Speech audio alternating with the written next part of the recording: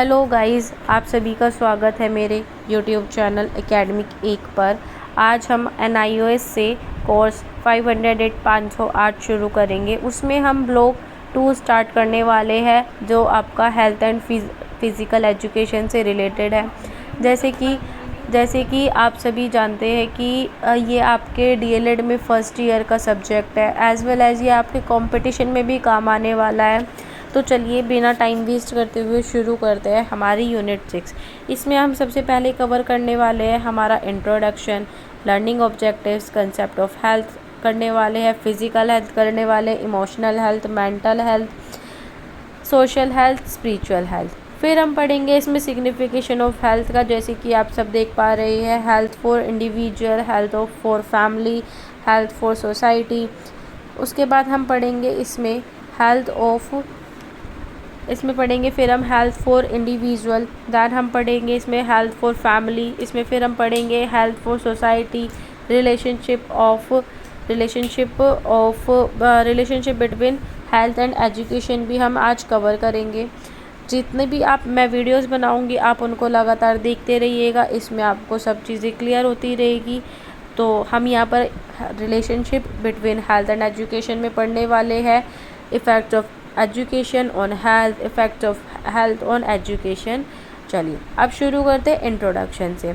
Introduction में actually में इसमें बताता है कि हेल्थ एक्चुअली है क्या। हेल्थ का मतलब ये नहीं है कि आपको कोई भी बीमारी नहीं है या फिर आपको पेन है तभी आप ये कहेंगे कि मैं हेल्थी पर्सन नहीं हूँ। अगर मुझे कोई पेन है, मुझे कोई डिज़ीज़ है, मुझे कोई इंजरी है, ये एक ओवरऑल स्टेट होती है वेलनेस की।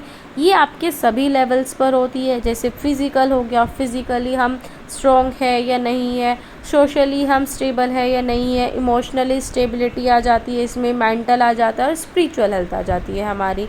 अब इसमें कुछ ऐसे इन्फ्लुएंसर्स होते हैं जो हमारी हेल्थ को इफ़ेक्ट भी करते हैं, जैसे हमारा एनवायरनमेंट हो गया, हमारा आसपास का एनवायरनमेंट, हमारा घर का वातावरण ही ऐसा नहीं है, या हमारे घर पर रोज़ लड़ाई झगड़ा हो रहा है तब भी हम मेंटली डिस्टर्ब रहते हैं, या कहीं ना कहीं कुछ ना कुछ ऐसा हो ही जाता है। फिर उसके बाद हम हेल्थ, आपको आई होप सबको समझ में आ गया होगा। उसके बाद आपका इसमें आ जाता है मेजर कोज में। अच्छा, मैं कलर चेंज कर लेती हूँ, शायद से आपको नहीं दिखाई दे रहा होगा, मे बी अब आपको दिखाई देगा। अब इसमें क्या कहता है कि good child health is important not only for children and families but also for good health in later childhood. Health and education are important factor for the development of a child and need to be addressed exhaustively. It is a challenge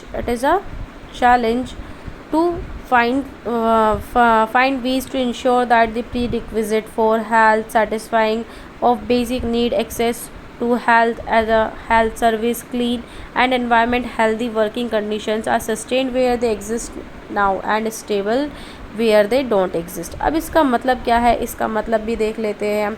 इसमें ये कहता है कि जो भी हमारे good child, अगर एक बच्चा है तो केवल और केवल ये नहीं कि उसकी चाइल्डहुड में ही हमें हेल्थ का ध्यान रखना है, नहीं, ऐसा नहीं होता है। हमें उसके अडल्टहुड में भी उसकी हेल्थ का बहुत ज़्यादा ध्यान रखना है।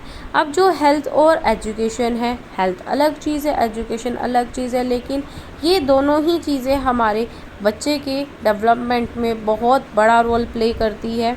इसीलिए हमें अपने बच्चों की उनकी बेसिक नीड्स की, या फिर उनकी हेल्थ सर्विस का, क्लीन एंड सेफ एनवायरनमेंट का, हेल्थी वर्किंग कंडीशन का, ये सब चीज़ें हमें ध्यान रखनी चाहिए। उसके बाद इसमें कहता है कि यहाँ पर हमारा इंटीग्रेशन होना चाहिए किसके साथ, स्कूल की हेल्थ पॉलिसी के साथ और एजुकेशनल सिस्टम के साथ। एजुकेशनल सिस्टम और स्कूल हेल्थ पॉलिसी हमारी सेम होनी चाहिए, इसका बहुत बड़ा इम्पैक्ट पड़ता है। हमारा हार्मोनाइजेशन होना चाहिए, ठीक है। तो ये सब हमारे इंट्रोडक्शन में आ जाता है। अच्छा, अब उसके बाद हमें लर्निंग ऑब्जेक्टिव्स की इतनी नीड नहीं होती है, तो लर्निंग ऑब्जेक्टिव्स में आप देख लीजिए, फिर भी अगर आपको लिखना होगा तो इसमें हम क्या करने वाले हैं, हमने पहले ही बता दिया था। इसमें हम कंसेप्ट ऑफ हेल्थ को अंडरस्टैंड करेंगे, एक्सप्लेन करेंगे। उसके बाद हम डिस्क्राइब करेंगे डिफरेंट एस्पेक्ट्स ऑफ हेल्थ को, अंडरस्टैंड करेंगे importance and guidance of for family, individual and society को।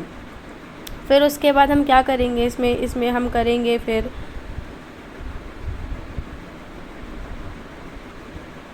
अंडरस्टैंड करेंगे और एक्सप्लेन करेंगे relationship between health and education. Actually में हेल्थ और एजुकेशन के बीच में उनका रिलेशनशिप है क्या। अब आ जाते हैं हम कंसेप्ट ऑफ हेल्थ पर। इसमें आपकी डेफिनेशन दे रखी है WHO मतलब आप सभी को पता होगा वर्ल्ड हेल्थ ऑर्गेनाइजेशन। अब वर्ल्ड हेल्थ ऑर्गेनाइजेशन एक्चुअली बोलता क्या है, देखिए जी, इसमें हम बात करेंगे वर्ल्ड हेल्थ ऑर्गेनाइजेशन की डेफिनेशन की। सबसे पहले इसमें क्या कहता है, health is a complex entity which tells about efficiency of a living being. अब WHO क्या कहता है, WHO हेल्थ को डिफाइन करता है अ स्टेट ऑफ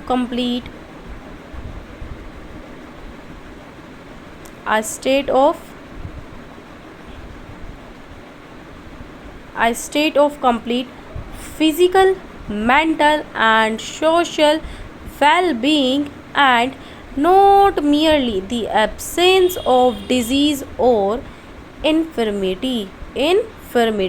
अब इसमें क्या कहता है, WHO ने डिफाइन किया है किसको, हेल्थ को। उन्होंने कहा है ये कंप्लीट स्टेट है हमारी फिजिकल, मेंटल, सोशल वेलबींग और हमारे अंदर कोई भी डिजीज़ या फिर कोई भी इन्फर्मिटी नहीं होनी चाहिए। अगर हम फिज़िकली स्टेबल है, मेंटली स्टेबल है, एज़ वेल एज़ हम सोशली वेलबींग भी है, हमारे अंदर कोई भी डिज़ीज़, कोई भी इन्फर्मिटी नहीं है, तो WHO कहता है तो हम क्या है, हम हेल्दी हैं। आई होप आप सभी को समझ में आया होगा। उसके बाद अब हम पढ़ लेते हैं कि एक्चुअली हमारा जो वर्ड है हेल्थ, वो ड्राइव कहाँ से हुआ है। तो जो हमारा वर्ड हेल्थ है वो ड्राइव हुआ है किससे, ओल्ड इंग्लिश वर्ड से, होलियत। अब इसका मतलब क्या है होलियत का मतलब होता है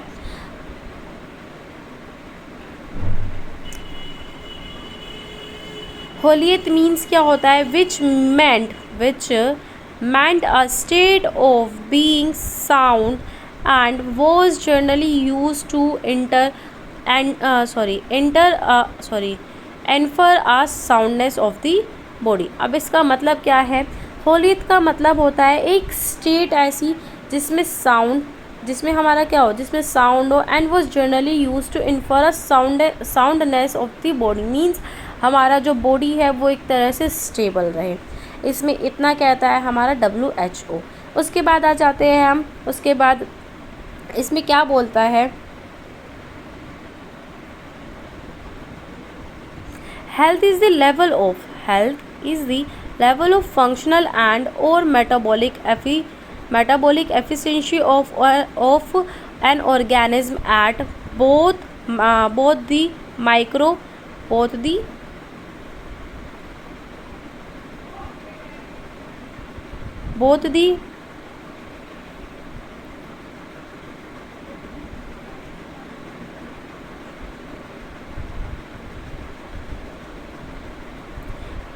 micro and macro level.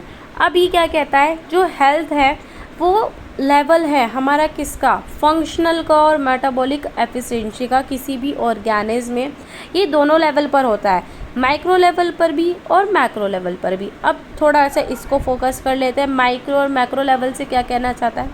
Micro means जो हमारी बॉडी है वो सेल्स से मिलकर बनी है, ये आप सभी जानते होंगे, आप सभी ने पढ़ा होगा कि जो हमारी बॉडी है, अगर मैं पूछूँ आप सबसे smallest unit of our body क्या है, तो आप सब मुझे फटाफट से बता देंगे कि हमारी स्मॉलेस्ट जो यूनिट है बॉडी की वो सेल है। तो ये सेल से मतलब यही है कि हमारी जो बॉडी है वो किससे मिलकर बनी है, हमारी बॉडी मिलकर बनी है सेल से। तो इसीलिए माइक्रो मतलब सेलुलर। अब मैक्रो क्या आता है, अब हम कहाँ पर रहते हैं, हम सोसाइटी में रहते हैं, तो वो सोसाइटी हमारा कौन सा लेवल हो जाएगा, सोसाइटी हमारा लेवल हो जाएगा मैक्रो। क्या हो जाएगा बच्चे, मैक्रो हो जाएगा हमारा लेवल। अब मेडिकल फील्ड में देख लेते हैं। अब भाई WHO ने अपनी एक नई डेफिनेशन दी है। अब अगर आप किसी भी जनरल पर्सन से पूछेंगे, वो अपनी एक हेल्थ की नई डेफिनेशन बताएगा, लेकिन आपको एक्चुअली मैं बता देती हूँ एग्ज़ाम के पॉइंट ऑफ व्यू से आपको WHO की डेफिनेशन तो लर्न करनी ही करनी है। और आप एक दो जो भी आपकी डेफिनेशन है वो आप वो आप लिख सकते हैं। अगर आप एक दो की और लर्न करके जाएंगे तो so it will beneficial for you. Okay, चलिए अब हम पढ़ लेते हैं मेडिकल फील्ड के लिए। अब जैसे मैंने आपको बता ही दिया कि आपके एग्ज़ाम के पॉइंट ऑफ व्यू से ओनली आपको WHO की डेफिनेशन लर्न करनी है, लेकिन एक्चुअली हमें पता भी रहनी चाहिए कुछ और थिंग्स। देख लेते हैं अब वो कुछ और थिंग्स में हमें क्या क्या पता होना चाहिए। अब हम मेडिकल फील्ड की अगर बात करते हैं, जिसकी बात कर रहे हैं मेडिकल फील्ड की, तो मेडिकल फील्ड में हेल्थ को एक्चुअली किस तरह से डिफ़ाइन किया गया है ऑर्गेनिज्म की ability to effectively respond to challenges. अब चैलेंजेस से यहाँ पर क्या मतलब है, स्ट्रेसर से क्या मतलब है, स्ट्रेसर से मतलब है and effectively restore and sustain a state of balance known as homeostasis. तो यहाँ पर एक्चुअली क्या कहता है, मेडिकल फील्ड में जो हेल्थ है, हेल्थ को कॉमनली वो डिफाइन करता है किसी भी ऑर्गेनिज्म की इफ़िशिएंटली एक रिस्पॉन्ड करने की पावर। सपोज़ आपके पास कोई स्ट्रेस है, अगर आपको स्ट्रेस है किसी भी तरह का, एग्ज़ाम का स्ट्रेस हो गया या फिर किसी को जॉब का स्ट्रेस है, तो किसी न किसी की लाइफ में हर तरह का स्ट्रेस होता है। तो एक्चुअली उस स्ट्रेस को हम क्या कहते हैं, जो हमें स्ट्रेस देता है हम उसको स्ट्रेसर बोलते हैं, और जिसको चैलेंजेस भी बोल रहे हैं। तो उसको ओवरकम करने के लिए या फिर उसको कॉप अप करने के लिए हमारी बॉडी इफ़ेक्टिवली तरीके से कैसे उसको क्या करती है, रिस्टोर करती है और एक सस्टेन करती है, एक हमारी बॉडी में बैलेंस लेकर आते हैं, जिसको हम क्या बोलते हैं, स्टेट ऑफ बैलेंस। और जब वो हमारी बॉडी स्टेट ऑफ बैलेंस में आ जाती है हम उसको बोलते हैं होम्योस्टैटिस। आई होप आप सभी को समझ में आया होगा। चलिए अब नेक्स्ट पर चलते हैं। हमने कंसेप्ट ऑफ हेल्थ में हमने WHO की डेफिनेशन देख ली, हमने मेडिकल फील्ड के लिए देख लिया मेडिकल फील्ड में एक्चुअली है क्या। आप देख लेते हैं नेक्स्ट लाइन में हमसे क्या कहता है। चलिए जी, नेक्स्ट लाइन की बात करें अगर हम, नेक्स्ट लाइन में क्या कहता है, अचीविंग ऑप्टिमल हेल्थ। क्या कहता है, achieving optimal health should be the goal of everyone. Obvious सी बात है भैया, अगर हमें क्या चाहिए, अगर सबका एक गोल होता है अपनी अपनी लाइफ में, लेकिन उस गोल के भी अलावा हमारी जो सभी की लाइफ का मेन पर्पज़ है, मेन गोल है, वो क्या है कि हम एक ऑप्टिमल हेल्थ को क्या कर ले, अचीव कर ले। ओके, अब नेक्स्ट में क्या कहता है, sadly however the people often take their health and wellbeing for granted, especially when they are young. Obvious सी बात है, आजकल आप सभी को, मेरे हिसाब से तो आप सभी भी ना, आजकल क्या होने लगा है, आजकल सब बच्चे ये जो जंक फूड है उसकी तरफ भाग रहे हैं। तो वो अपनी जो हेल्थ है उसको, अपने वेलबींग को क्या कर रहे हैं, ग्रांटेड में ले रहे हैं। वो सोचते अरे कोई बात नहीं भाई, यंग बच्चे ज़्यादातर आपने देखा होगा मोमोज, चाउमीन, गोलगप्पे वगैरह वगैरह, पता नहीं क्या क्या दुनिया भर की चीज़ें खाते रहते हैं। तो वो अपनी हेल्थ को फॉर ग्रांटेड ले लेते हैं, जिसकी वजह से उन्हें आगे लाइफ में बहुत इम्पैक्ट झेलने पड़ते हैं। तो ये क्या कहता है, तो अब इसका कोई ना कोई सॉल्यूशन भी होना चाहिए भाई। अगर हम अपनी हेल्थ को फॉर ग्रांटेड ले रहे हैं तो इसका कुछ ना कुछ सॉल्यूशन तो होगा ही। तो इसका सॉल्यूशन देख लेता है एक्चुअली इसके सॉल्यूशन में है क्या। इसके सॉल्यूशन में क्या था, in order to maintain optimal health. भाई अगर हमें अपनी हेल्थ को ऑप्टिमल रखना है तो हमें क्या करना पड़ेगा, it is imperative to have a well balanced lifestyle which would include a nutritious diet as well as mental and social wellbeing. अब इसमें क्या कहता है, इसमें कहता है केवल ये नहीं कि आपने एक न्यूट्रिशियस डाइट ले ली लेकिन आप मेंटली डिस्टर्ब है या फिर आप सोशली वेलबींग नहीं है। सोसाइटी हमारी लाइफ का एक बहुत बड़ा पार्ट होती है। अगर आप अलोन रहोगे तो मे बी आपकी जो हेल्थ है वो पुअर रह जाएगी, कहीं ना कहीं आप किसी ना किसी चीज़ में मात खा जाओगे। तो एक ऑप्टिमल हेल्थ के लिए आपको क्या क्या लेना है, आपको लेनी है एक न्यूट्रिशियस डाइट लेनी है, न्यूट्रिशन डाइट लेनी है, एज वेल एज आपको मेंटली भी फिट रहना है एंड सोशली भी आपको क्या रहना है, फिट रहना है। आई होप आपको ये सब चीज़ें समझ में आई होगी। अब आगे देख लेते हैं, अब आगे क्या कहता है। ये आगे कहता है, इसमें कहता है जो की फैक्टर्स है that have been founded to influence health. अब जो हमारी हेल्थ के इन्फ्लुएंसर्स है, जो की फैक्टर एक्चुअली जो हमारी हेल्थ में बहुत बड़ा रोल प्ले करते हैं, वो है क्या क्या देख लेते हैं। आज को फिर इतना ही रखेंगे, और हाँ, और फिर उसके बाद हम main aspect of health next video में कवर करेंगे। तो देख लेते हैं हम इसमें हमारे जो भी हेल्थ के इन्फ्लुएंसर्स है वो कौन कौन है। हमारा फर्स्ट वन आता है एजुकेशन एंड लिटरेसी। भाई एजुकेशन एंड लिटरेसी बहुत बड़ा इम्पैक्ट डालते हैं हमारी हेल्थ पर। अब अगर छोटे बच्चे, जो भी हमारे यंग वंस है, जो भी हमने अबव स्टेज पे क्या क्या डिस्कस किया है, वहाँ पर हमने डिस्कस किया है, जो भी हमारे यंगस्टर्स होते हैं वो क्या करते हैं, उनको इतनी एजुकेशन नहीं रहती है, उनको इतनी नॉलेज नहीं रहती कि जो मैं आज ये जंक फूड कंज्यूम कर रहा हूँ उसका मेरी बॉडी पर क्या इम्पैक्ट होने वाला है। नेक्स्ट आता है हमारा physical environment also plays a very important role in our health. अब अगर हम हमारी हेल्थ को हेल्दी रखना चाहते हैं तो आप एक्सरसाइज कीजिए, ठीक है। तो वो हमारे किस में आता है, फिजिकल एनवायरनमेंट में आता है। आप जितनी ज़्यादा एक्टिविटी करेंगे, अपने आप को एक्टिविटी में इंगेज रखेंगे, उतने ज़्यादा आप हेल्दी रहेंगे। नेक्स्ट आता है हमारी बायोलॉजी एंड जेनेटिक्स भी हमारा बहुत बड़ा रोल प्ले करती है हमारी हेल्थ में। सपोज़ कोई भी एक बच्चा है, उसके पेरेंट्स है, उनके पेरेंट्स को किसी को भी एक जेनेटिकली कोई भी एक बीमारी है जो उनके ग्रैंड फादर से मिली है या ग्रैंड मदर से मिली है, तो भैया वो भी उसकी हेल्थ में क्या करने वाली, एक इम्पॉर्टेंट रोल प्ले करने वाली है। जेनेटिकली डिजीज़ेज आपने बहुत सारी सुनी भी होंगी, जिसे आपका क्लाइनेफेल्टर सिंड्रोम्स होता है, और क्या बोलते हैं डाउन सिंड्रोम होता है। ये सब हमारी जेनेटिकली डिजीज़ होती है, तो हमें इनका भी, ये भी हमारी हेल्थ पर बहुत बड़ा इम्पैक्ट डालती है। नेक्स्ट आता है हमारा कल्चर कैसा है, हमारा फूड कैसा है, हम खाने में क्या क्या चीज़ें खाते हैं। Next one is gender. भैया जेंडर, गर्ल्स के लिए कुछ अलग मायने होते हैं, बॉयज़ के लिए कुछ अलग मायने होते हैं। नेक्स्ट आता है आपका इनकम एंड सोशल स्टेटस आता है। भैया आपकी इनकम कितनी है, आप किस सोसाइटी से बिलोंग करते हैं। एम्प्लॉयमेंट एंड वर्किंग कंडीशन, भैया आपका एम्प्लॉयमेंट या फिर आपकी वर्किंग कंडीशन कैसी है। नेक्स्ट हेल्थ केयर सर्विस आती है। हेल्दी चाइल्ड डेवलपमेंट आता है।